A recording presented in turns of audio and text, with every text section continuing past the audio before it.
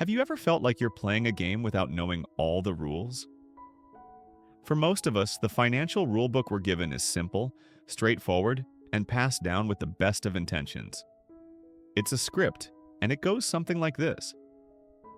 Go to school, get good grades, find a safe, high-paying job, buy a nice house, and save what you can.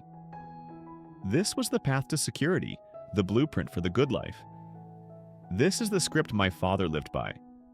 He was a brilliant, highly educated man with a PhD, a respected position in the government, and a deep belief in the power of a steady paycheck. He saw his job security as his greatest accomplishment and his home as his greatest asset. He was a good man, a great father, and by society's standards, a success. This is the script of the poor dad. But I was fortunate enough to have a second mentor, my best friend's father. He had never finished the 8th grade. He wasn't an employee. He was an entrepreneur who was busy building a small empire of businesses, real estate, and other investments. He didn't talk about job security. He talked about financial freedom. He didn't care about report cards. He cared about financial statements. This is the script of the rich dad. I grew up caught between two worlds, two mindsets, two completely different financial scripts. One father taught me how to write an impressive resume to get a job. The other taught me how to read a financial statement to give jobs. One struggled with bills his entire life. The other built a portfolio of assets that paid his bills for him. The fundamental difference in their lives, the chasm that separated their financial destinies, came down to their understanding of a single concept, the difference between an asset and a liability. My highly educated father believed his house was an asset. My mentor, the investor, called it a liability. This single disagreement is the foundation of this book. It is the key that unlocks the asset equation. Wealth, my mentor taught me, isn't a mystery. It's a formula based on a simple, brutal clarity. The rich spend their lives acquiring assets. The poor and middle class spend their lives acquiring liabilities they think are assets. That's it. That is the game. This book is the rule book I was given. It will not teach you how to budget for a cup of coffee. It will teach you to rewire your brain to see the world as the rich do. You will learn the simple, powerful definitions. An asset puts money in your pocket, and a liability takes money out of your pocket. You will learn why your house is likely your biggest bill, not your biggest asset. You will learn how to read the language of money, to mind your own business, your asset column, and to finally understand how the rich make their money work for them so they don't have to spend their lives working for it. You've been handed one financial script. It's time to read the other one. The game is already in progress. Let's begin to learn the rules. Chapter 1. The Trap of the First Paycheck. The question that started my financial education was a simple one, born of childhood desire. Dad, how do you get rich? I first asked my father, the professor. He put down the academic journal he was reading and gave me the answer he truly believed was right. That's easy, son, he said. You study hard and get the best grades you can. You get into a good university, graduate at the top of your class, and then a great company will hire you. You work your way up the ladder, get a safe and secure job with good benefits, and you invest in your retirement plan. To him, the path to wealth was a straight line, paved with academic achievement and corporate loyalty. It was the only script he knew. His answer felt safe. But it didn't feel rich. It didn't explain the vast wealth I saw in other parts of town. So I went to my mentor, my best friend's father.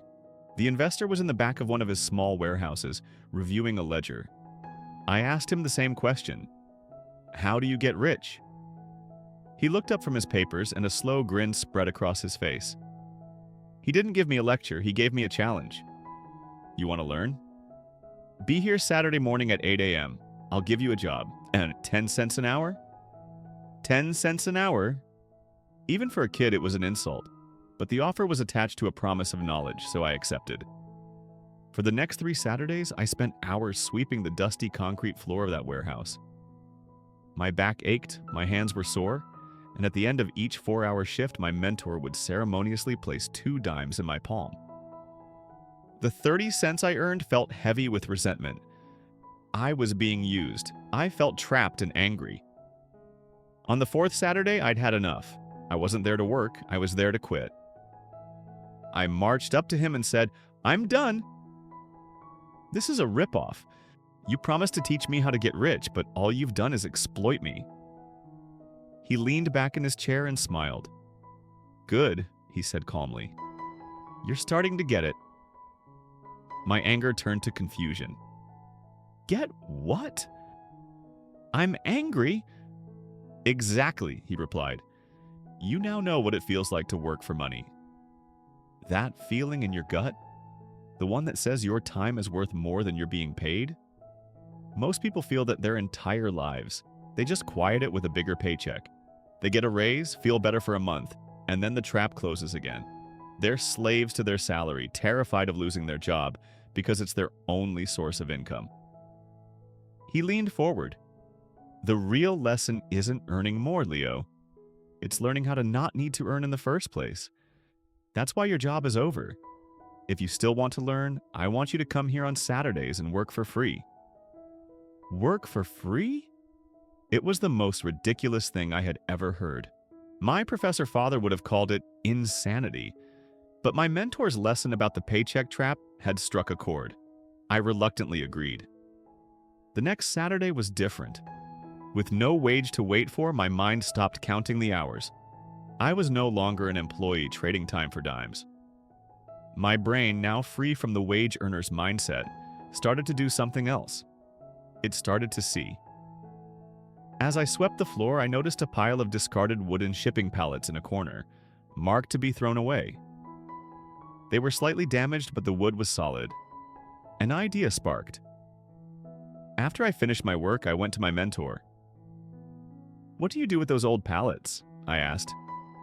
"Pay a man to haul them to the dump," he said. "Can I have them instead?"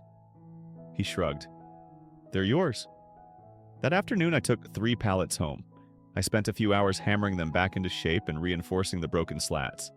Then, I took my small wagon and pulled them to a new housing development on the edge of town. I went door to door, not as a worker, but as a business owner. I offered them to the new homeowners as sturdy, rustic platforms for raised garden beds. By the end of the day, I had sold all 3 for $5 each. I sat on the curb with $15 in my pocket, the equivalent of 150 hours of work at my old wage, earned in a single afternoon. The money felt completely different. I hadn't earned it by selling my time. I had earned it by identifying an opportunity, taking a discarded liability from someone else's business, and turning it into an asset. The pallets were my first employees. They worked for me, and I didn't have to pay them a cent. When I told my mentor what I had done, he simply nodded. "Lesson 1 is complete," he said. "My father, the professor, taught you how to be a good employee and work hard for your money. I am teaching you to see the opportunities that will make your money work hard for you. Never forget the feeling of that first paycheck trap, because escaping it is the first and most important step toward becoming rich." Chapter 2. The 2 sides of the equation. Riding high on my $15 success, I thought I had cracked the code. The secret to getting rich wasn't working for a paycheck. It was finding things for free and selling them. I spent the next week looking for more pallets. Scrap metal, old bottles, anything I could flip for a small profit. I went to my mentor, eager to show him my new ventures and get my next trick. He listened patiently, then waved a dismissive hand. "The pallets were not the lesson, Leo," he said, his tone shifting from playful to serious. "Understanding why the pallets made you money is the lesson. You're still just thinking like a hard worker, but now you're working for yourself. Before you can find another opportunity, you must learn the language of money. Without it, you will be financially illiterate your entire life, no matter how much you earn." He pulled out a simple notepad and a pen. "Your father, the professor, is a master of the English language. He understands complex words and theories, but in the world of money, he is illiterate. And it is this illiteracy that keeps him and most people in the paycheck trap." He wrote 2 words on the page in big, bold letters: asset and liability. "Forget everything you think you know," he said. "Forget the complex definitions from your father's textbooks. To understand wealth, you need to understand these 2 words in the simplest way possible. This is the foundation of the entire asset equation. He pointed to the first word. An asset, he said, is anything that puts money in your pocket. Then he pointed to the second word. A liability is anything that takes money out of your pocket. He made me repeat the definitions back to him until they were burned into my memory. It seemed too simple, too basic. That's it? I asked. That's it, he confirmed. The rich acquire assets. The poor and middle class acquire liabilities that they think are assets. That is the only difference, and it is the difference that matters. My mind immediately went to my professor father's favorite phrase. But my dad says our house is our biggest asset. Everyone says that. My mentor's eyes lit up. And that, he said, is the single biggest financial trap ever set. Let me show you why. He drew two simple boxes on the notepad. This top box is an income statement. It measures income and expenses money in and money out. This bottom box is a balance sheet. It's meant to balance your assets against your liabilities. First, he drew the cash flow of my father. Your dad gets his big paycheck from his job, he said, drawing an arrow into the income column. But where does it go? He then drew arrows out of the income column and down into the expenses column. It immediately goes out to pay for the mortgage, the property taxes, the car payments, the insurance, the credit card bills. His paycheck flows in and flows right back out again. He then pointed to the balance sheet. He lists his big house and his nice car in the asset column on his balance sheet. But because of the mortgage and the car loan, those things don't put money in his pocket. They take money out of his pocket every single month. They are giant liabilities masquerading as assets. He looked at me. This is the cash flow pattern of the rat race. A life spent working harder and harder to earn more money, only to have it all flow out to pay for bigger and better liabilities. Then he drew a second diagram. Now, this is the cash flow pattern of a rich person, he said. They might have a job too. But they use their income for one primary purpose: to buy true assets first. He drew an arrow from the income column to the asset column. They buy things like small rental properties, stocks that pay dividends, or a share in a business. Now, look what happens. He drew new arrows coming out of the asset column and flowing into the income column. The assets themselves begin to generate income. The rental property brings in rent. The stocks pay dividends. The business produces profit. This new income flows in month after month, whether they go to work or not. The rich buy luxuries last, he said, tapping the paper for emphasis. The poor and middle class buy them first. Your dad gets a raise and buys a new car, a liability. A rich person buys an asset that generates enough new income to pay for the new car. See the difference? One builds a cage for themselves, the other builds a pipeline of freedom. He tore the sheet from the notepad and handed it to me. It was the most important financial lesson I would ever receive. Here is your homework, he said. For the next month, I want you to stop looking at things. Start looking at the direction the money flows. When you see a new car, ask yourself, is that an asset or a liability for the owner? When you see a duplex with tenants, ask, asset or liability? Train your brain to see the cash flow behind everything. When you can look at the world and instantly tell the difference between something that feeds a family and something that eats a family, then you will have learned the language of the rich. Chapter 3. Your profession pays the bills. Your business makes you rich. For the next month, I became an observer. The world transformed from a collection of objects into a dynamic flowchart of cash. I saw the brand new car in a neighbor's driveway not as a symbol of wealth, but as a multi-year drain on their income. I saw the corner laundromat, which I'd never noticed before, as a little cash-generating machine, its owners earning money while they slept. The simple definitions of asset and liability had given me a new set of eyes. Armed with this new language, I went to my mentor, feeling ready for the next step. I get it, I said confidently. I need to buy assets, not liabilities. So should I quit school and start a business? Is that the answer? My mentor stopped me short. No, he said firmly. And that is one of the most dangerous mistakes people make. You are confusing your profession with your business. I was lost. Aren't they the same thing? Not even close, he said. And understanding this difference will determine whether you spend your life working or spend your life free. He took out his notepad again. Your profession is what you do to earn a paycheck. It's what you study for in school. For your professor father, his profession is being an educator. For a doctor, it's treating patients. For me, my first profession was being a salesman. Your profession is usually what pays the bills. Your business, on the other hand, he continued, is your asset column. Your business is the collection of things you own that put money in your pocket. Your profession funds your life. Your business funds your wealth. He could see I was still struggling to grasp it. Let me ask you a question, Leo. What business is McDonald's in? That's easy, I said. The hamburger business. My mentor smiled. That's what most people think. But it's wrong. Ray Kroc, the founder, was once asked that same question by a group of university students. He told them, "Ladies and gentlemen, I'm not in the hamburger business. My business is real estate." He explained that his profession was selling hamburger franchises, but his business was accumulating the income-producing land underneath every single one of those restaurants. The hamburger stands paid for the real estate. That is the secret. He used his profession to fund his business. The story clicked in my mind with the force of a thunderclap.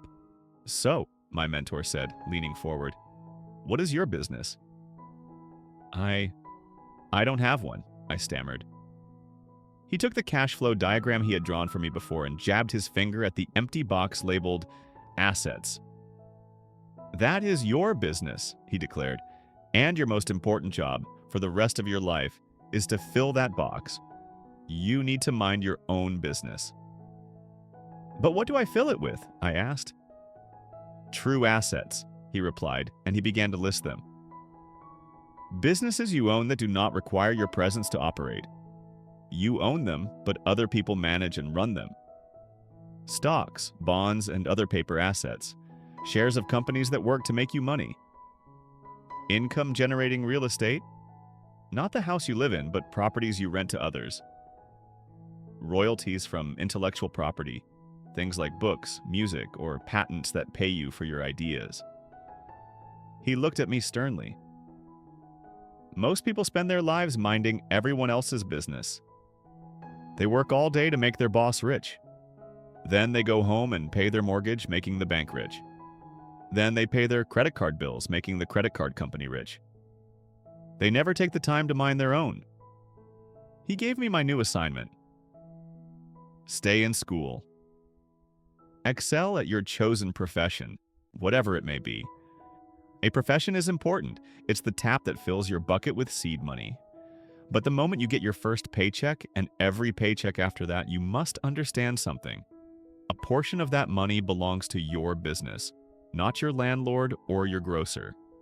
Your first and most important bill each month is the one you pay to your asset column. I finally understood. My goal wasn't just to get a good job. My goal was to use a good job as a funding mechanism for my real business, my asset column. The rat race wasn't a life sentence. It was a temporary phase, a source of capital to build the escape route. And the best part was, I didn't have to wait until I was an adult. My business could start now, with the first dollar I saved to buy my first tiny asset. Chapter 4, The Rules of the Game. You're not supposed to know my business, and the asset column began to grow. I started small. After the pallets, I saved up and bought a used gumball machine, which I placed in a local barbershop with the owner's permission for a share of the revenue. It was my first real automated asset. Every week I'd go collect the quarters. It wasn't much, but it was a steady stream of income I didn't have to work for. One evening, I proudly showed my earnings to my professor father. He was impressed with my initiative, but gave me a stern warning. That's wonderful, son, he said. Now make sure you set aside a portion of that for the tax collector. It's every citizen's duty to pay their fair share. The thought was deflating. A faceless government official was going to take a piece of my hard-earned gumball money. It didn't feel fair. It felt like being punished for succeeding. I took my frustration to my mentor. "I don't understand taxes," I complained. "I work hard to build something, and someone else just comes and takes a slice." "How do the rich ever get ahead if they're just taxed more and more?" My mentor chuckled. "You think there's one set of rules for everyone," he said. "That's what your father, the professor, believes. That's what they want you to believe. But the truth is, when it comes to money, there are two sets of rules. One for the people who work for money, and another for the people who own the assets." He explained that the tax system was like a game, and the government wrote the rules to encourage certain behaviors. "The government wants more jobs and more housing," he said. "So who provides those things?" "Business owners and real estate investors. The tax rules are written to give huge advantages to those people. The rules punish employees." He grabbed his notepad. "Your father lives by the employee's rulebook. It's a simple punishing formula." He wrote, "Earn, pay, taxes, spend." "When your dad gets his paycheck," he explained, "the government takes its share for taxes before he even sees it. Then he has to try and live his life and pay his bills with whatever is left over. The more he earns, the more they take." The rich, however, play by a different rulebook. The one for business owners. He wrote a second formula that looked almost the same but was radically different. "Earn, spend. Pay taxes. This is the most important secret of the wealthy," he said, tapping the second formula. "The rich don't earn money as themselves. They create a special legal structure, a shell, or a box called a corporation. Their business earns money, and that money goes directly into the box. Inside that box," he continued, "the rules are different. The business is allowed to spend money on anything it needs to operate and grow. It can pay for a company car, for business-related travel, for meals with partners. All of these are legitimate business expenses. The business earns its money, then spends it on these things, and only after all of that is done does the tax collector get to take a share of the small amount of profit that's left over." The light bulb went on in my head. So, my dad has to pay for his car with his after-tax money, which means he had to earn a lot more to afford it. But a rich person can have their company buy the car with pre-tax money. "Exactly," my mentor said. "One is financially inefficient. The other is financially intelligent. To use these rules, you need to develop what I call financial IQ. It's not the same as the IQ they measure in school. It's made of 4 key skills." He listed them out for me. Accounting, the ability to read and understand financial statements. This is the language of money. Investing, the science of making your money generate more money. Understanding markets, the ability to see the laws of supply and demand in action, to know what people want and how to provide it. The law, understanding the tax advantages and legal protections that a corporation provides. Your father is a genius in his field, but his financial IQ is low, he concluded. He works for his money, pays a huge portion in taxes, and tries to build a life with the rest. The rich build their asset column inside a corporate shell, use the law to their advantage, and pay far less in tax as a percentage. One plays the game as a pawn, the other plays as a king. I left his warehouse that day with my head spinning.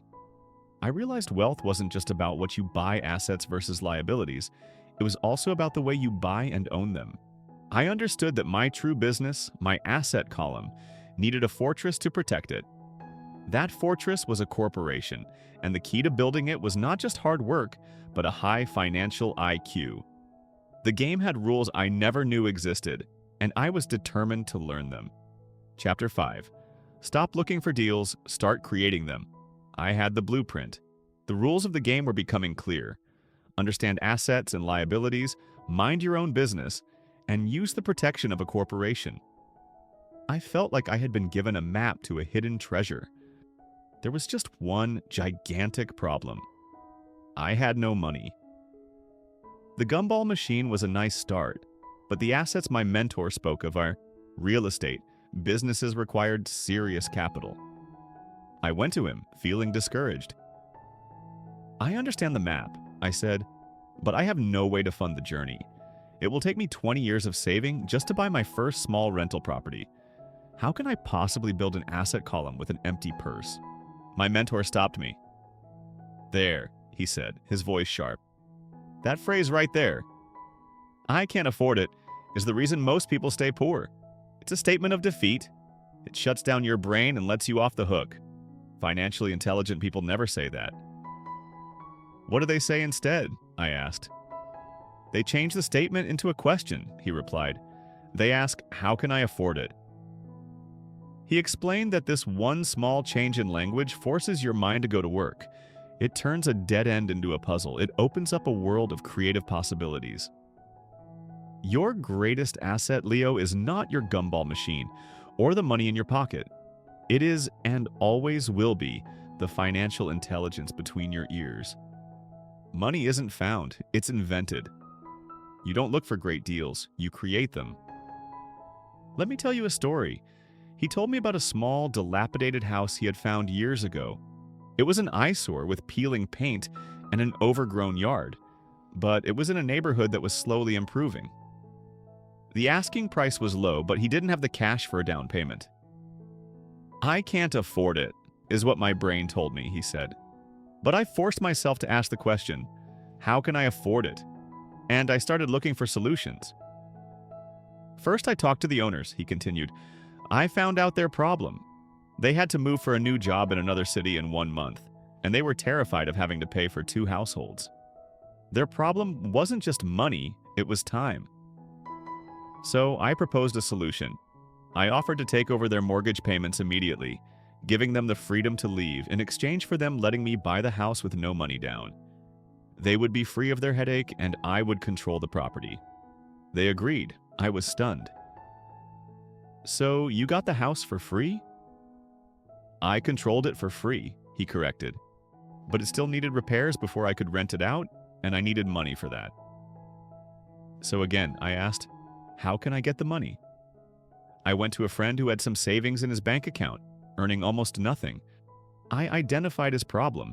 His money was idle and not working for him. I offered him a solution, a loan for the repairs, secured by the property itself, at an interest rate 4 times what the bank was giving him. For him, it was a safe, high-return investment. He gave me the money for the repairs. So, my mentor concluded, I ended up controlling an appreciating property in a good neighborhood, and I did it with 0 of my own money.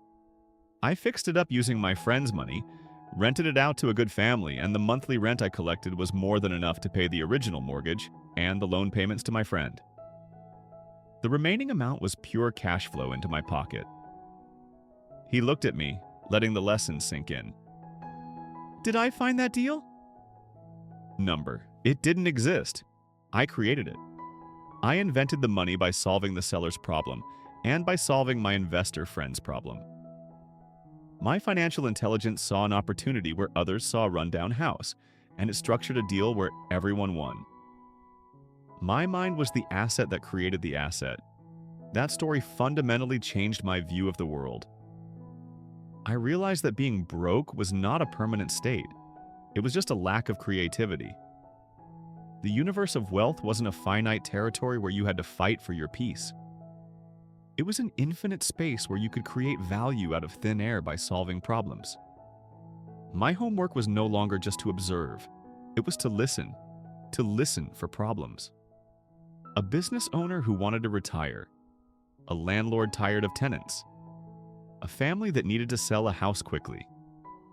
Inside every one of those problems was the potential for a deal waiting to be created. I stopped thinking about what I didn't have and started thinking about what I could create. My most important business was no longer just filling my asset column, it was filling my mind. Chapter 6. Your job is a classroom, not a career. As I moved through my teenage years, the pressure to choose a path grew stronger. It was the main topic of conversation at my father's dinner table, surrounded by his academic colleagues. The advice was always the same. You're smart, Leo, the professor would say. You should be a doctor or a lawyer. Pick a single, highly skilled profession, become an expert in it, and you'll have a safe and prosperous life. Specialization is the key to a high salary. He wanted me to find a secure corporate or government ladder and spend my life climbing it. His advice was a fortress of safety, designed to protect me from financial risk. I took this well-intentioned advice to my mentor. He was reviewing blueprints for a new mini-storage facility he was planning to build.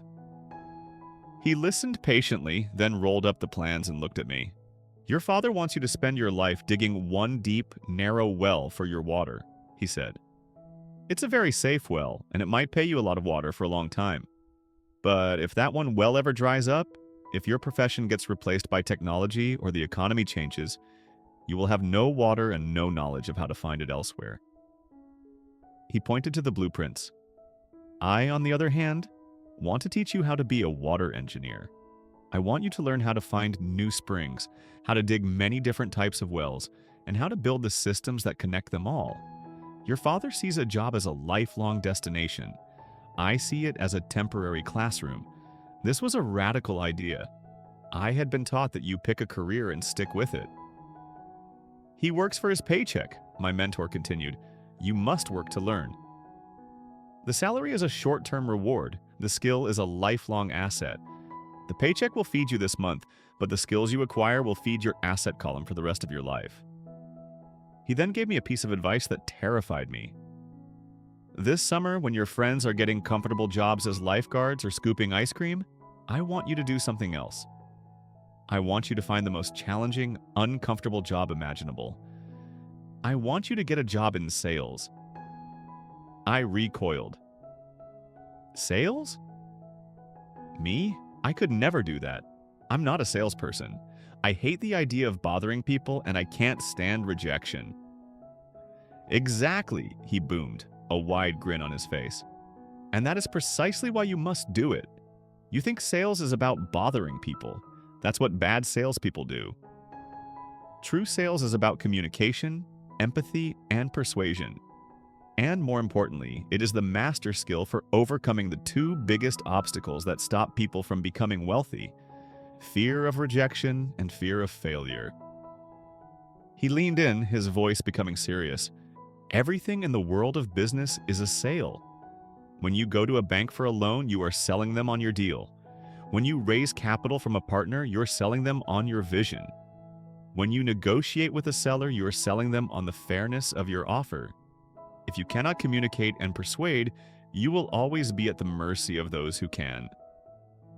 If you can learn to handle a dozen people slamming a door in your face and still have the confidence to knock on the next one," he said, "then handling a banker who says no to your loan application will feel like nothing. You will not see it as a personal failure. You will see it as feedback. You will learn to be resilient." He explained that the goal wasn't to become a career salesperson. The goal was to acquire the skill and then move on to the next classroom. He told me to always choose a job based on the skills it would teach me, focusing on the core competencies of the asset column: sales and marketing, how to communicate and sell; leadership, how to manage and inspire people; systems, management, how to organize efficient processes; negotiation, how to create win-win deals. Don't specialize yourself into a corner, he warned. An expert specialist makes a fantastic, high-paid employee. But a generalist who understands sales, systems, and people, that's the person who can own the company the specialist works for. I left his office with a completely new perspective on my future. The question was no longer, what career will give me the biggest paycheck? It was, which job will provide the best classroom for the skills I need to build my freedom? My career wasn't going to be my life's work. It was going to be the university where I learned how to build my business.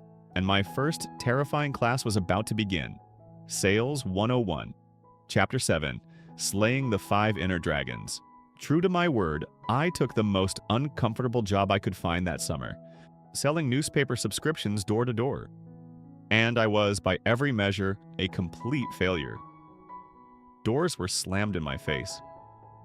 People politely, and sometimes not so politely, told me to leave. By the end of the first week, I had sold only 2 subscriptions and had earned a commission that barely covered the cost of my shoe leather. I went back to my mentor, dejected and ready to quit. "I can't do it," I confessed, the shame of failure heavy on my shoulders. "I'm just not cut out for it. Every time I knock on a door, I'm terrified of them saying no." What if it's like this when I'm older? What if I try to buy a property and the deal falls through? What if I lose all my money? I think it's better to just play it safe. My mentor didn't offer sympathy. Instead, he clapped me on the back. "Excellent," he said with a grin. "You finally met him." "Met who?" I asked, confused. "The first and greatest dragon that guards the treasure," he said. "His name is Fear. Every person who attempts to leave the safety of the rat race must face him. Most people see him, turn around, and run right back to the security of a paycheck. Congratulations on your failure, Leo. It means you've officially started the fight." He explained that building wealth wasn't just an external game of numbers and assets. It was an internal battle against the dragons that live inside all of us. "There are 5 of them," he said, "and if you want to be free, you must learn to slay every single one." The first dragon, fear. "Everyone feels the fear of losing money," he said. "I feel it. Every rich person feels it. The difference is how we handle it. Your Professor Father handles fear by avoiding all possible risk. He plays not to lose. The rich play to win. The only way to slay this dragon is to start small." You're afraid of losing money on a big real estate deal? Good. Then start with a deal so small that if you fail, the money you lose is the tuition for an education. Failure is where you learn the most valuable lessons. See it as an investment in your financial IQ. The second dragon, cynicism. "The next dragon you'll meet is cynicism," he continued. "He's the voice of doubt, both inside your head and from the people around you. He whispers, 'That'll never work.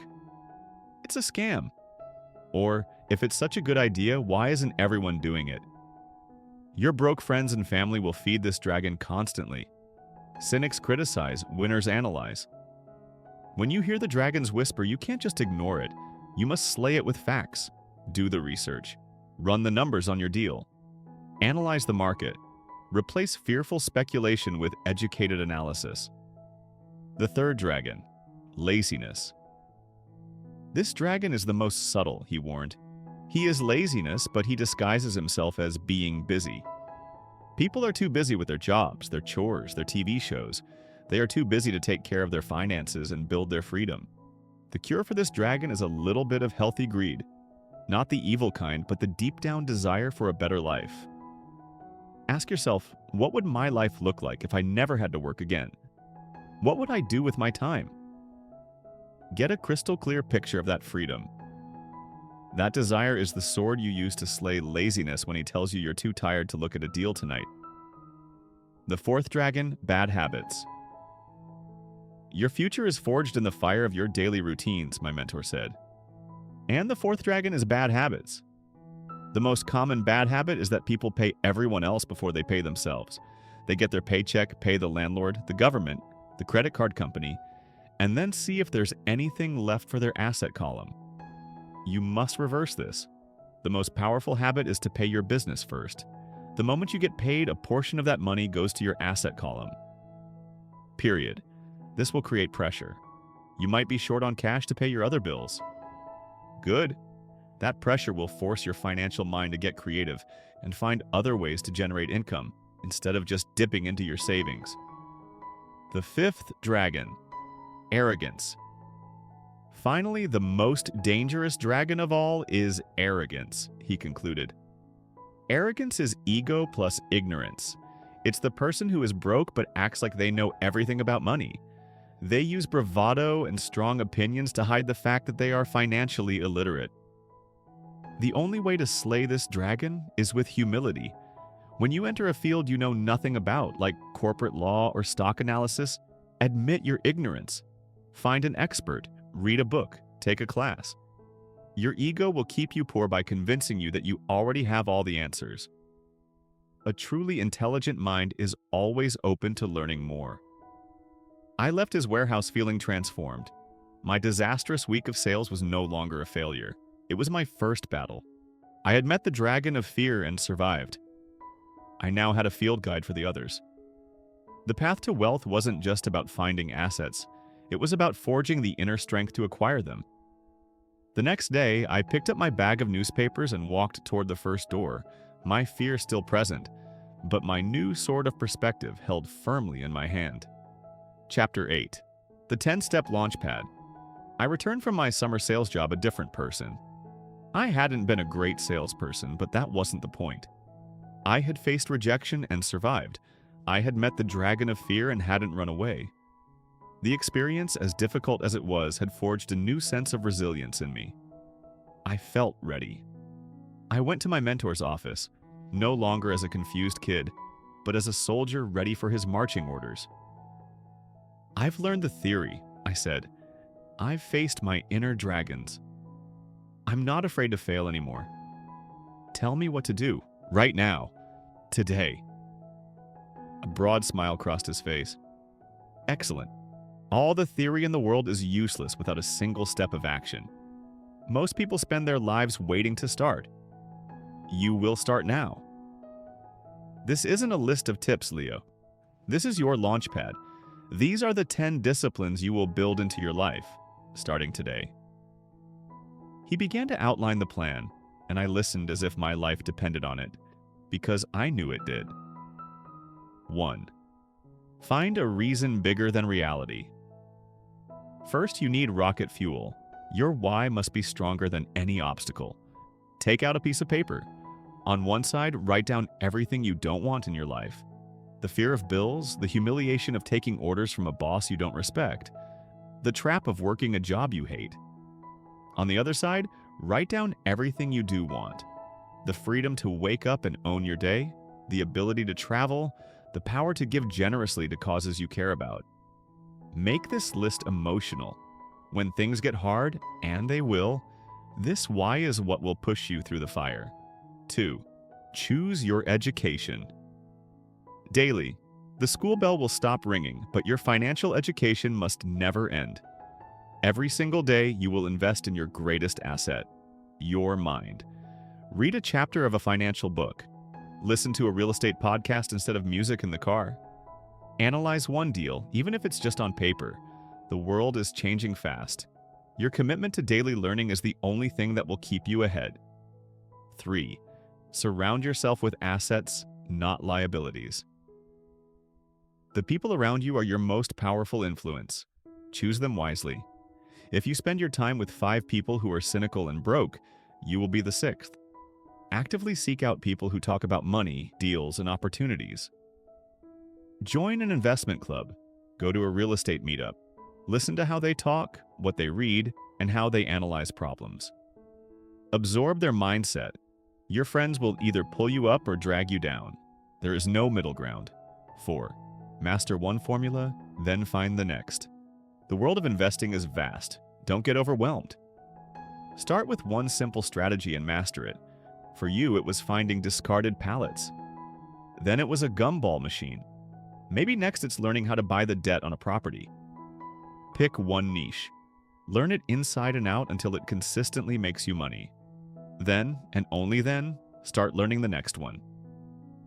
This is how you build a diverse and powerful asset column. 5. Be the master of your money. I will say this again and again.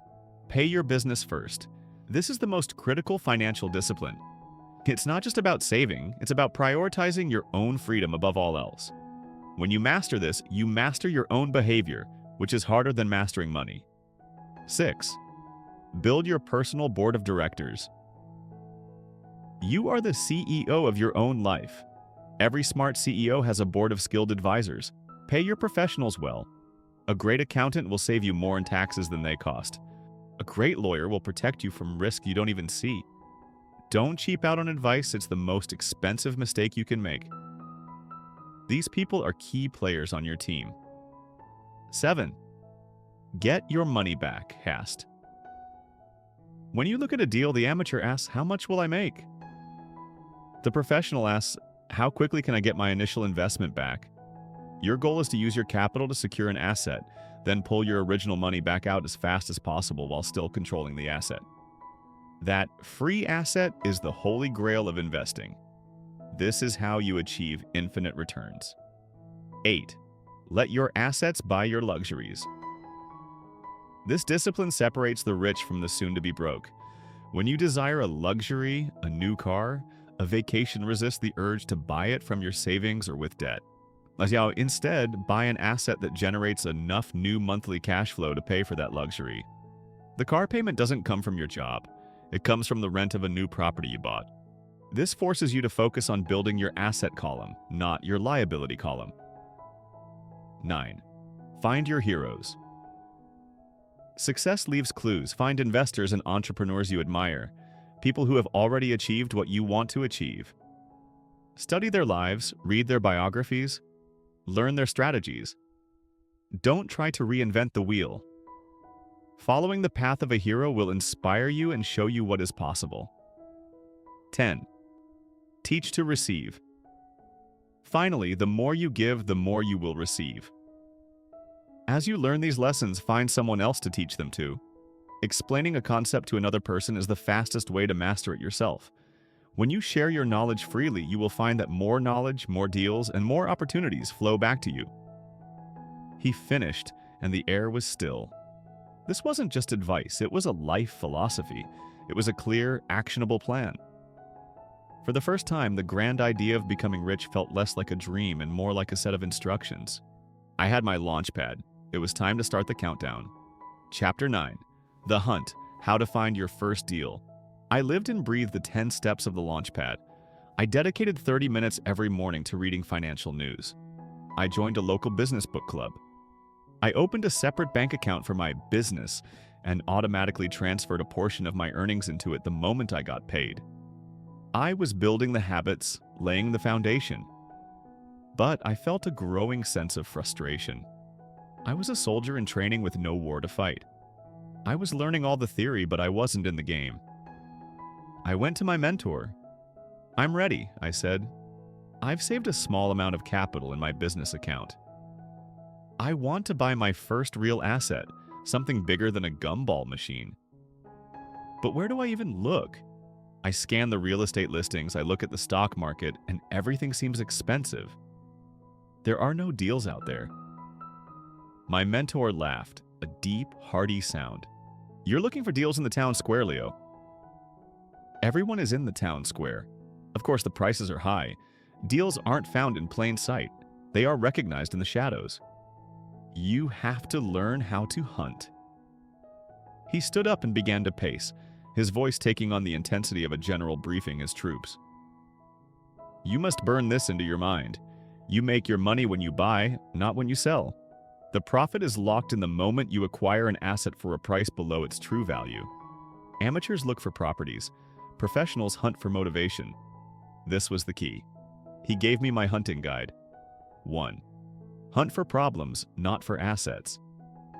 "Stop looking at online listings of pristine homes," he commanded. "That's the retail store, and you're looking for the wholesale warehouse. Instead, train your mind to hunt for problems. A great deal is always hiding inside someone else's problem. Who has a problem? A landlord who is tired of dealing with tenants. A couple going through a divorce who must sell their house. A family who inherited a property in another state and sees it as a burden. These people aren't just selling a property, they are selling a headache. Their motivation to get rid of that headache quickly is your opportunity to negotiate a price based on solving their problem, not on what the house next door sold for. 2. Become the expert of a tiny pond. The amateur tries to fish in the entire ocean. The professional becomes the master of one small local pond. Pick a neighborhood, just a few square blocks, and make it your territory. Drive through it every week, walk it. Talk to the shopkeepers. Look for the little signs of change that no one else sees. An overgrown lawn on a well-kept street, a for rent sign that's been up for months, a construction permit taped to a window. You will begin to feel the rhythm of the neighborhood. You'll know the values better than any agent, and you'll see opportunities developing long before they ever hit the open market. 3. Learn to love the sound of no. To find a truly motivated seller, you must be willing to make offers that might seem insulting to an unmotivated one. This is a numbers game. You might have to analyze 100 properties to find 10 that are worth making an offer on. and you might have to make 10 offers to get one accepted. Most people are too scared of hearing no or of offending a seller to ever make a truly low offer. That fear is what forces them to pay retail. Get comfortable with no. The one yes you get is the one that makes you rich. 4. Fish where the fish are biting. While real estate is my favorite game, don't get tunnel vision. You must learn to hunt for bargains in every market. When the stock market panics and everyone is selling, that is a hunter's market. Get in there and buy great companies at a discount. When a local business fails, find out what happens to their assets, their equipment, their inventory. A crisis for someone else is often an opportunity for a prepared investor. Always be ready to move where the bargains are. He paused and walked me through a simple example. So you're walking your little pond, rule number 2. You see a house with peeling paint and newspapers piled on the porch. You do some research and find the owner is an elderly woman who has moved into a nursing home. Her children live out of state. That's the problem, rule number 1. You contact them. You make a fair but low cash offer based on the home's current rundown condition, promising a quick, easy close. They might say no 9 times out of 10. But the 10th time, they say yes, rule number 3. And at that moment, you have just bought an asset for far less than its potential value. You've locked in your profit at the purchase. He looked at me, his expression serious. But all this knowledge is worthless, Leo, if you remain a student in the library. The world is full of smart people who are broke. Action is the bridge between knowledge and wealth. So here is your final assignment for this stage of your education. You will analyze 100 potential deals in your chosen pond. You will find 10 that seem promising, and you will make one written offer no matter how scary it feels. I don't care if they accept it or laugh at it. Your goal is not to buy a property. Your goal is to take action, to step into the arena. I felt a surge of adrenaline mixed with fear. I was no longer just learning. The hunt had begun. Chapter 10. The Equation for Freedom. I am writing this from a small cafe overlooking the ocean. It's a Tuesday morning. I spent about an hour on my laptop earlier today, reviewing the performance reports from my various assets. A portfolio of rental properties, dividends from my stock holdings, and the revenue from a small car wash business I own, but haven't set foot in for months. My work is done for the day. My employees, my assets are working for me. My family is down on the beach. In a little while, I'll join them. I am financially free. This is not a boast. It is a report from the other side. It is the result of a choice I made as a boy, to follow the financial script of my mentor, the investor, instead of the one followed by my father, the professor. My father is retired now. He is a good, honorable man who lives on his government pension and savings. He played the game by the rules he was taught, and he won that game. But he is not free. He worries about the rising cost of healthcare and the volatility of the stock market where his retirement funds are held. He spent his life working for money, and in his old age, he is still tethered to it, praying it doesn't run out. He is a prisoner of the very paycheck he worked so hard to secure. My mentor is also retired, but his retirement looks different. He spends his days traveling, funding new entrepreneurs, and enjoying the massive automated cash flow generated by the asset column he built over a lifetime. His money works for him, a loyal and tireless army that provides for his every need. In one of my last meetings with him, before he passed the torch of his business empire to his children, he gave me one final piece of wisdom. You've mastered the asset equation, Leo, he said. You know how to build wealth. But never forget what the equation is for. It's not about the money. What is it about then? I asked.